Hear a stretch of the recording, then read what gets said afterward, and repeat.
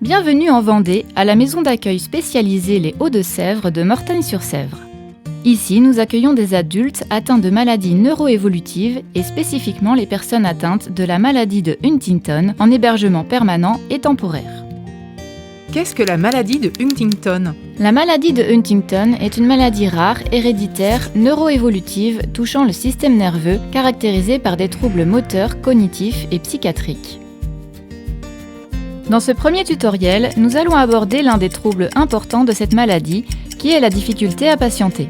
Pourquoi les personnes atteintes de la maladie de Huntington peuvent souffrir d'impatience ? L'impatience dans la maladie de Huntington est due à un déficit neurologique, ce n'est en aucun cas un trait de la personnalité. Comment reconnaît-on une personne impatiente ? Les personnes souffrant d'impatience peuvent se montrer insistantes et exigeantes.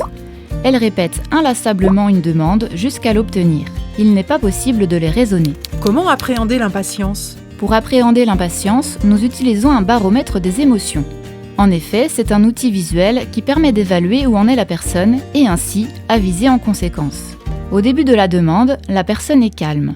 Elle cherche simplement à signifier une demande. Puis, elle entre dans une zone d'inconfort si la réponse se fait attendre. Il est encore temps de corriger la situation.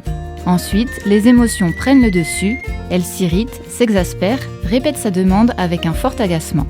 À un certain stade, la colère peut dominer. Le risque de violence est élevé, ce n'est plus elle qui parle, mais ses émotions. Il est important de l'isoler dans un endroit où elle pourra être en sécurité. Afin de maintenir la personne dans le verre, nous nous servons de 5 clés d'accompagnement. Répondons le plus rapidement possible à la demande de la personne et il faut savoir être réactif.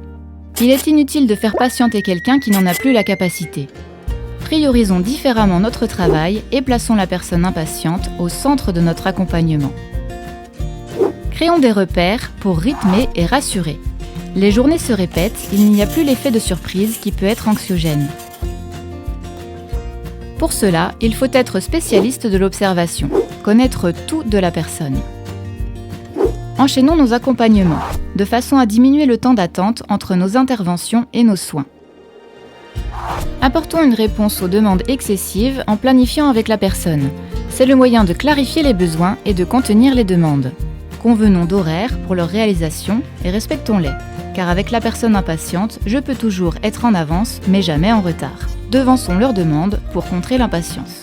Soyons positifs dans notre communication.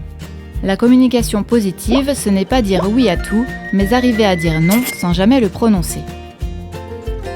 Pour que l'impatience ne déclenche pas de la colère, il suffit d'une dose d'adaptation, d'un soupçon d'inventivité, d'une pincée de repères rassurants et l'apaisement sera au rendez-vous.